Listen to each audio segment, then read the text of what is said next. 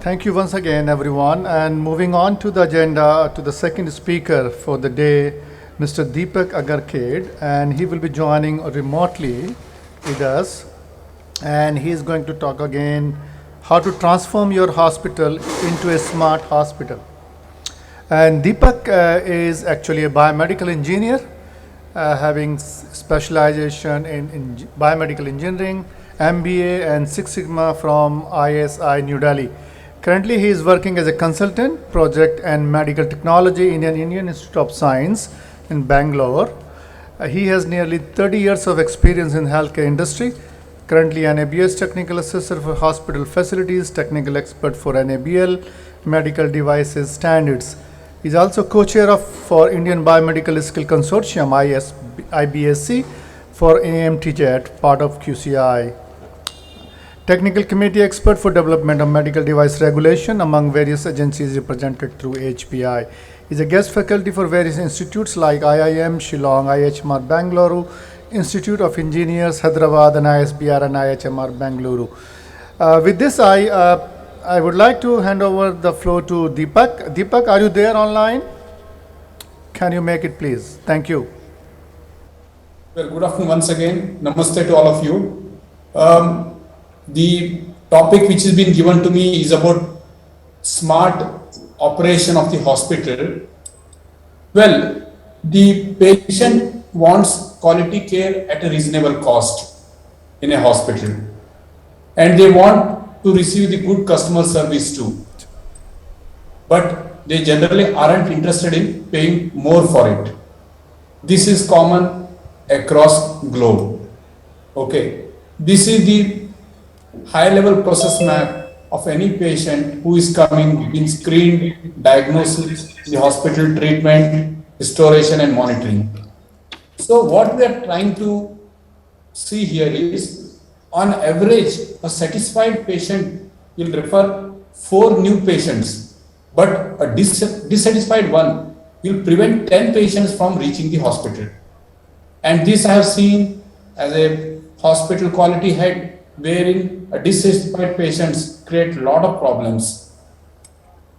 It takes 12 positive experience to make up one unresolved negative experience. This is what has been done as a study, wherein we need to ensure that a patient is being satisfied. So what exactly in a smart hospital it should do? So before that, let's understand the comparison between engineering and healthcare industry. The people keep on talking, let us get all the tools and techniques of the engineering and adopt in the healthcare. Is it so simple? Let's understand. In engineering, the standardization is mandatory. If you want to create a particular the mold, you can do it. But in a healthcare, it's not the case. All are unique. Patient conditions are different. But we still can use some standardization wherever possible, but may not be possible to copy the exact way the engineering is. But there is a lot of scope for us to do standardization in the hospital. Unfortunately, in a hospital, the departments work in silos. Though we are talking about a small scale hospitals, less than 50 beds, but still I have seen during my interactions, the departments don't interact properly. There is a clear-cut barrier. So there is a process has to be independent of the departments. But unfortunately, the silos are being created within the departments, which create the whole problem. To understand more further, so let's understand what is difference between effective and efficient. I have given an example. A salesperson makes a given a target of meeting the various the people within the city. He takes 10 calls per day, and he easily is able to achieve. So then he is effective in the job. Okay. So, but he may go beyond, make 12 or 15 also. But what if these visits are producing only few connects and even few deals? So if the deals are being converted, then it becomes an efficient. So let's understand the difference between effective and efficient, because these are the terms which are being used on regular basis when we talk about the process improvement.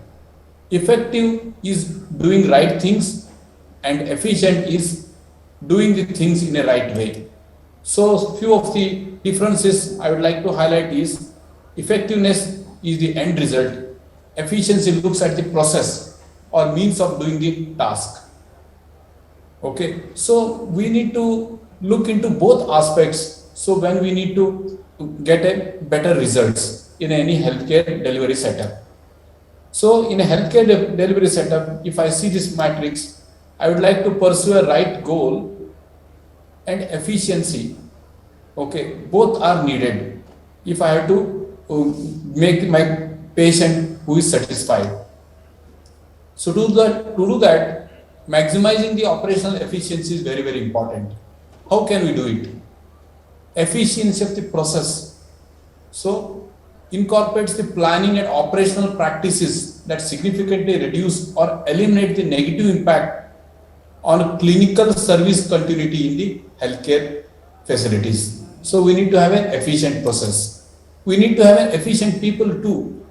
The people can make a most important difference to the cost and quality of healthcare facility management service delivery.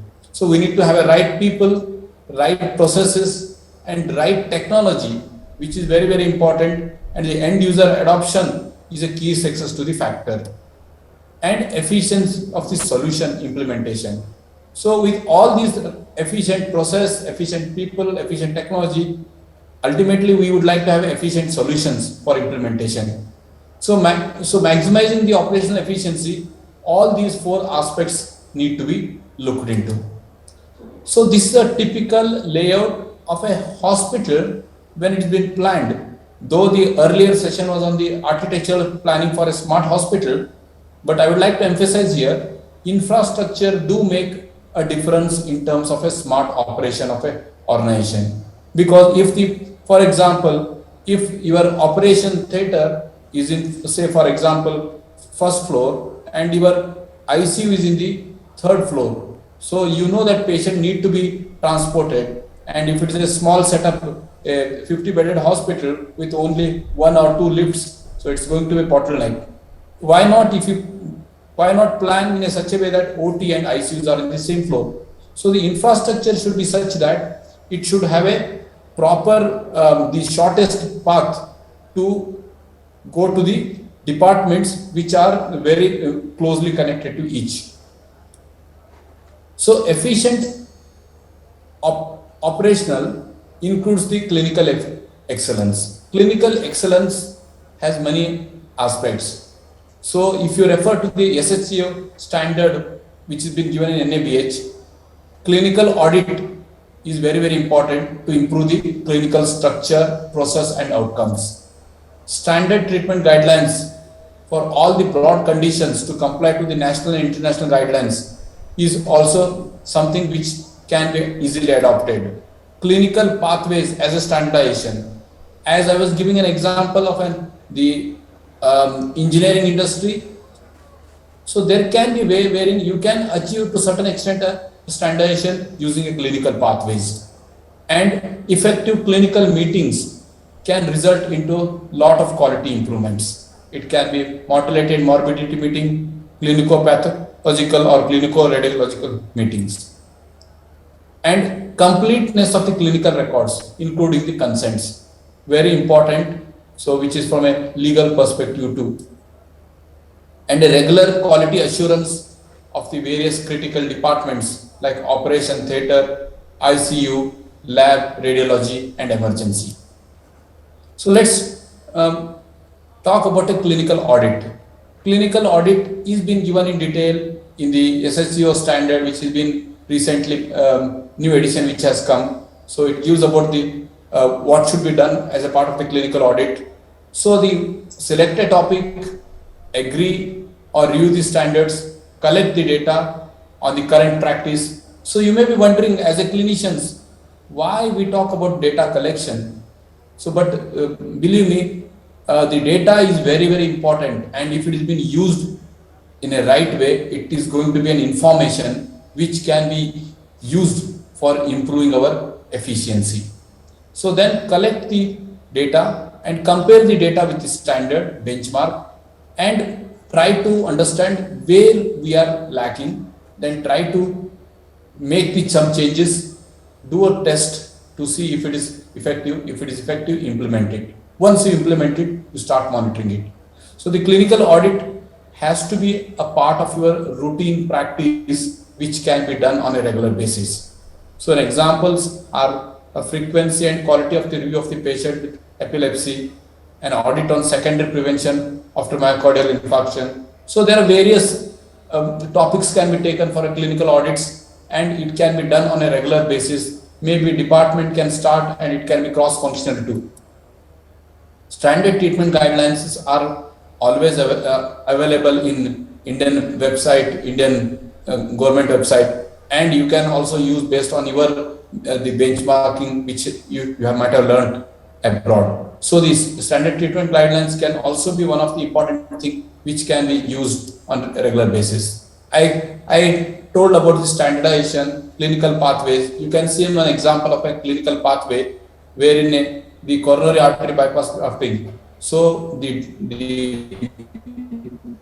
all the day wise before admission, after the day after before surgery, the day after surgery, what are the activities which are being done by each person has been captured, and it's been same thing has been shared to the patient, so that patient and the relative should be having a knowledge, and based on this this care pathway, so there is a detailed record is being put, and wherein you can tick mark what activity has been done, what is been pending. Of course, some conditions do vary, but to close to that standardization can be achieved as a part of the clinical pathways. So you can develop a clinical pathways in various specialties.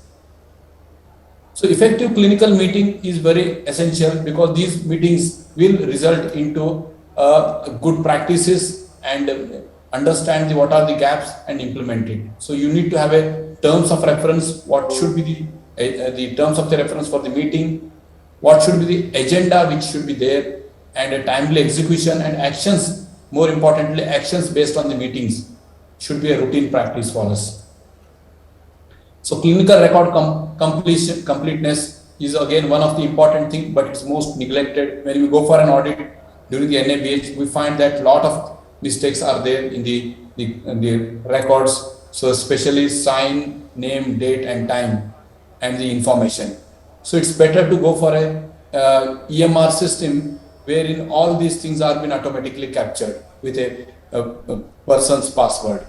But if it is not there also, you can keep on improving on the clinical records. This is very, very important, critical from a medical legal perspective. Quality assurance of a critical areas is of course very, very important. So how do we ensure that the quality of each area? So there can be various checklists which can be prepared by the organization depending on the various factors. So the resource management based on that, process related, infection control related, medication management, patient and staff safety and documentation. All these aspects can be incorporated as a part of your quality assurance. And you can do on a regular basis a quality assurance to see where are the gaps and what need to be improved. And during the next quality assurance audit, you check whether that has been closed or not.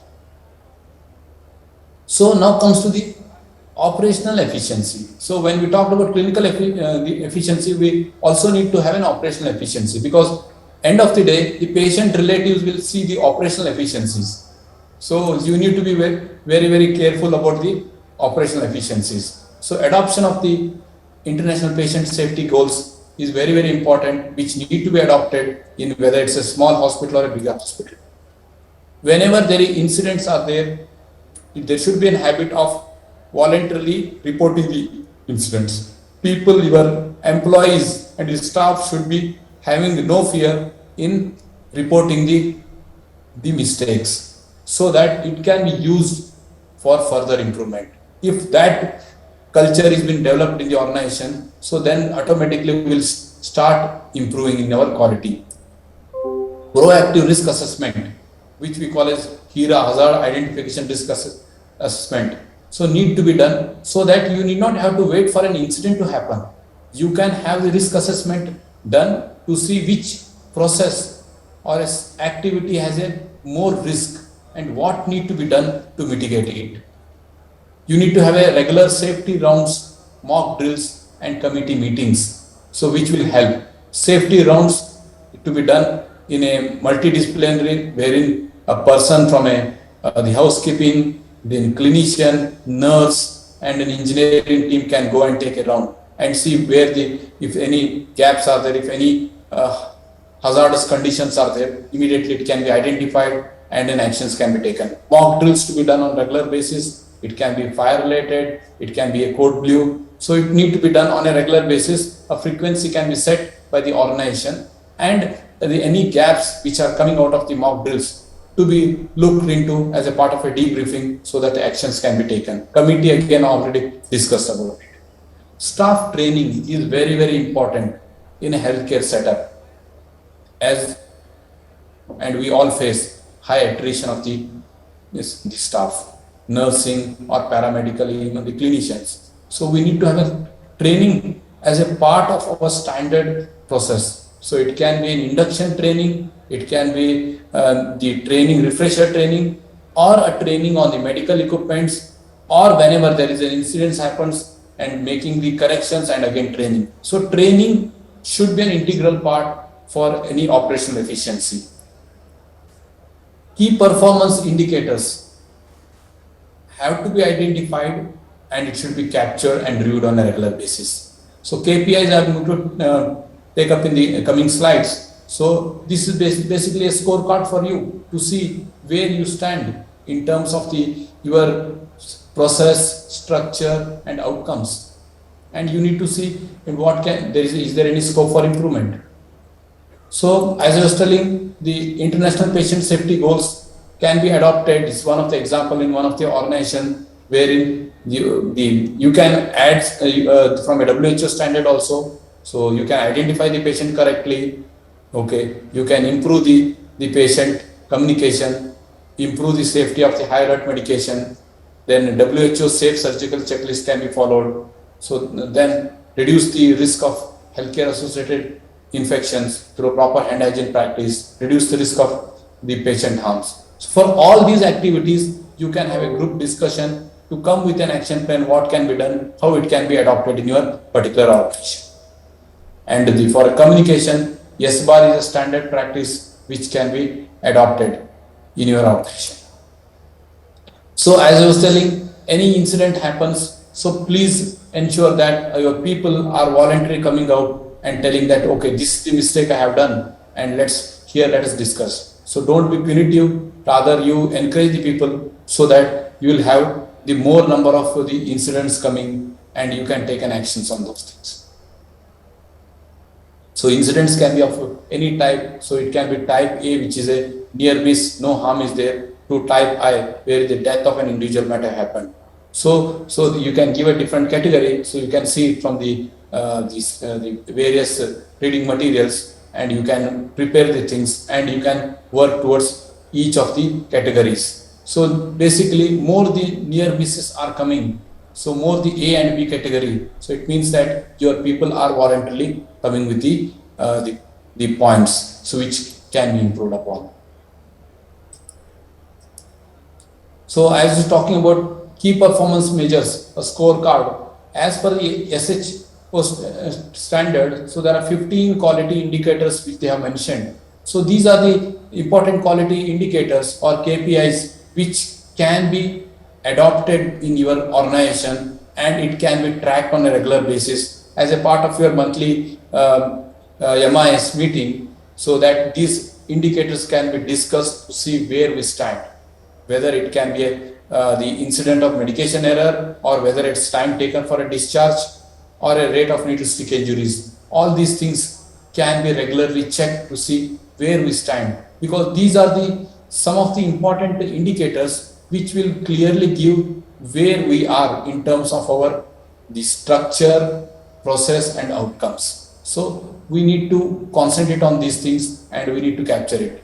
May not be, it can be captured either manually or it can be an electronically device can be there, which can be from a hospital information system, we can capture it. So that can be left to an organization. This is a typical display of the quality indicator which has been displayed and it has been discussed on a regular basis.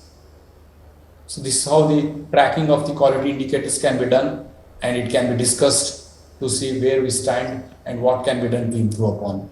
So it's not only about a trend of a graph, we need to analyze it to see what are the root cause and what can be done to prevent the actions. So this is one example wherein the WAP in a particular organization has gone up and finally they drilled out that housekeeping team should ensure that. So as I was telling about the proactive risk assessment, so we have something like a failure mode and defect analysis, wherein you can do a risk assessment much before the incident can happen, and you can all sit and try to see which process has a risk and what can be done. So there's something called a technique called FMEA, wherein for any process you can see what is the severity of the risk and what is the occurrence probability and whether it can be detected. So all these three things can be given in a rating of 1 to 3 and to see where it stands and then see what can be done to mitigate it. So here is one example wherein high alert medication administration to a patient. A process is identification of a patient before the administration of the high alert medication. Okay. Failure can be incorrect patient identification, same patient name, so they are not able to identify properly. So the first, the goal of the IISc. So what is the effect can happen? Medication administration to a wrong patient. Being a high alert medication, the risk is very high. Its score is 3, 1 of 3. So what is the potential cause? No double check of the process followed by the nurse. Okay. How often it is happening? It's happening very frequently, then it can be 3. If it is happening once in a while, it's 1. It's happening maybe on a regular basis, routine basis, it's 2. Then what is the current controls which are there to address this? So the current control is awareness of the International Patient Safety Goal 1 to be emphasized. Can it be detected?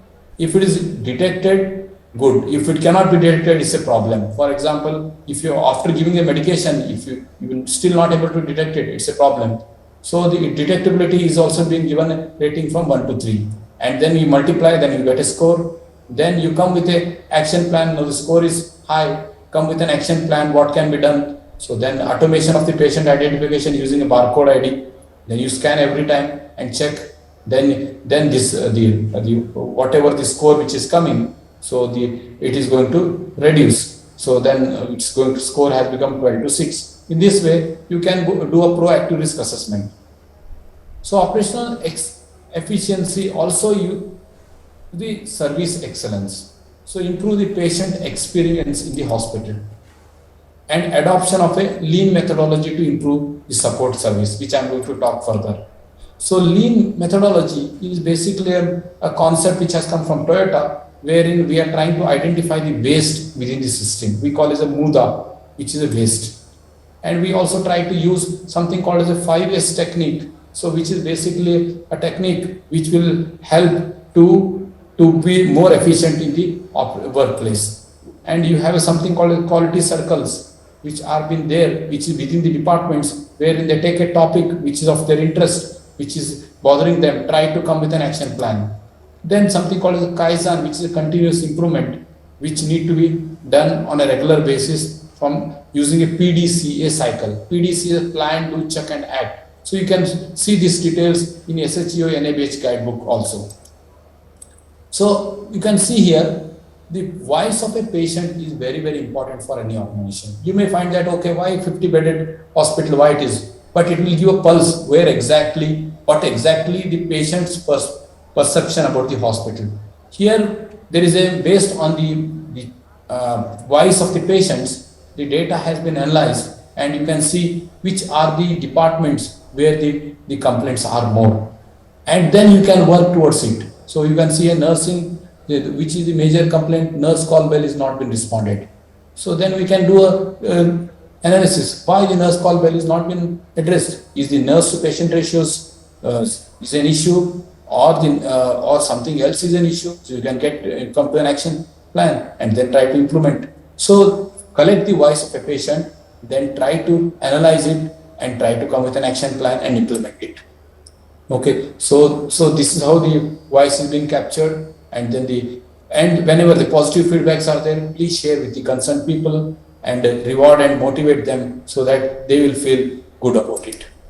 Being a service industry, this is a challenge, and the customers, the needs keep on evolving and keep on varying from person to person. But somewhere we'll get to know the median, what exactly is going on, and it can be done. And this can be captured through a patient satisfaction index score. You can come with your own set of scores, questions, and try to ask, like a airline industry, and to see where we stand and what need to be improved. This is one typical example wherein it's been inpatient feedback analysis has been done on various factors like a help desk, accommodation, meal service, medical and nursing process, discharge process, facilities, billing, overall rating.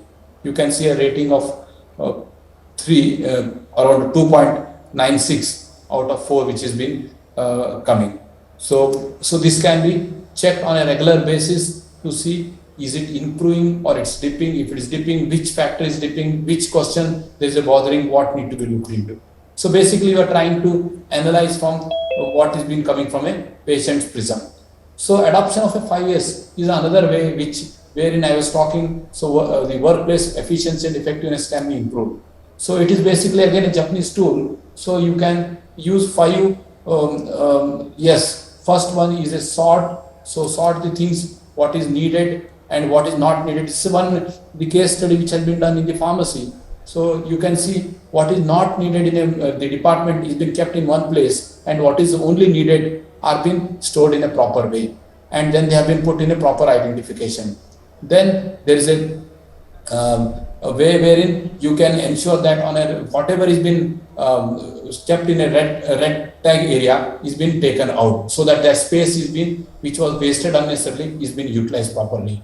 And what is being kept in a proper way, it's been properly labeled, and those which are being used on a regular basis are being kept at a near place. Those which are being used maybe once in a while are kept far away, so that your unnecessary movement of the person is being avoided. Then you have to have a process wherein regularly the cleaning happens on these areas. So you can have a housekeeping checklist wherein the cleanings happen on a proper timeline. And in a healthcare setup, we know that we work 24/7, and the shift people keep on changing. It should not happen that one shift person does something, other shift person keep on searching. So standardization is being done so that everybody will be able to understand what need to be done when they come on a shift. So then most important thing is, when you are adopting a 5S, which it looks very simple when we talk, is sustaining. Sustaining is a big challenge. So you need to have process wherein you need to do it on a regular basis and audit, so that 5S can be implemented. So 5S is one thing which need to be done on a regular basis at your area, workplace, so that workplace safety can be improved, and even the efficiency of the department will also improve. Kaizen, which I was talking about, a continuous quality improvement, is you can take a one topic and try to see what can be done. This one case study wherein some incidents have happened wherein the patients, the labels were not clear, so there was no proper, the color coding was there. So then the team worked out with a proper color coding. So now, we know that when any infusion is happening, so which drug is being used, it can be identified from the from just visualization. So by this, we will be able to reduce the incident of medication administration errors. So this way you can take any of the topics. This is another example of a case study which has been done during a COVID time, wherein the patient shifting the trolley has been created, which has been covered. Then you have a UV light where the masks were earlier shortage have been done. So various initiatives have been done. So in this way, Kaizen is a continuous activity. It is never ending. So you keep on improving by suggesting new things and adopting it in the system. So by doing this, you will be able to achieve a lot of improvements. Of course, accreditation is one of the strongest suggestion I would like to give it to all the healthcare organizations here, because by accreditations you are trying to benchmark with the external standards to see where you are. And being the NABH assessor, I must tell you that I have seen various hospitals which have improved not only from infrastructure, from patient satisfaction, just because they have gone through NABH, not just for a certification, by spirit. So if you adopt all the objective elements of NABH, so you'll be able to achieve lot of quality improvements. So the smart hospital can be achieved if we take per se the NABH objective element seriously. To optimize a specific set of parameters without violating few constraints. Okay, most common goals of is minimizing the cost, which is very, very important for a healthcare setup, and maximizing the throughput or efficiency. So these are the two things which need to be looked into as a regular basis. As the first slide I was talking, the patient they are very, very conscious about the costing part, and they're very, very concerned about their services. So the process optimization will help. So operational efficiency plus process optimization will lead to value add to a patient. Okay. So now let's understand what's a value add. So when we talk about a smart hospital, so we talk about a value add. The process has a value add. So let's understand. So you can see here, any process, customer is willing to pay for it or not. If he is willing to pay for it, then it's a value add. If it is not, he is not willing to pay for it. He has come to meet a doctor in the OPD. He is waiting for almost 2 hours. He is not willing to pay for it. So this is not what is expected from him. So the example I would like to give is an outpatient of a neurosurgery is asked to get a MRI brain by a consulting doctor to review the possible multiple sclerosis plaques. The patient reaches the radiology department soon after the consultation is over, since the OPD the doctor has told, and he went to the radiology. Smart ideas to value add to the patient care. So there are so many smart ideas which are there, so which can be adopted in a hospital. One of the smart which I would like to tell is about the IoT. So now let me run through one small video wherein you will understand what exactly it is and how it can be applicable. वाह ये तो बड़ी cool जगह है। बिल्कुल ये lake दिख रहा है तुमको? भाई साहब कैसे हैं? हाँ? अरे वाह सत्तू जी पहुंच गए आप वहाँ। अरे भाई साहब आपके पास है कूल कूल लेक और हम हो रहे हैं यहाँ पर बेक। मैडम एसी तो ऑन कीजिए। अरे रिमोट ही तो ढूंढ रहे हैं। मैं ऑन कर दूं यहाँ से? वहीं से? आपका ह्यूमर का सेंस भी ना। ये ऑन हो गया। भाई साहब ये रिमोट साथ में लेके गए हैं क्या? Light wifi. Well, now you can see a simple application where a person sitting at somewhere other place is able to control the remote. So this is basically, these things are very much frequently done nowadays, and it's a part of the IoT. So IoT is something which can be used for any smart hospital, and it is going to be one of the in thing which is going to be a future. So wherein the sensors are attached, and you can transmit the data from one object to the other object or a people, so that the people will be able to control the activities. So there are certain examples which are there. Okay, I don't want to go into those details because there are a few IoT based solutions which are available. But what I'm trying to conclude, because there is a time is short, that you need to have a proper EMR system. You need to adopt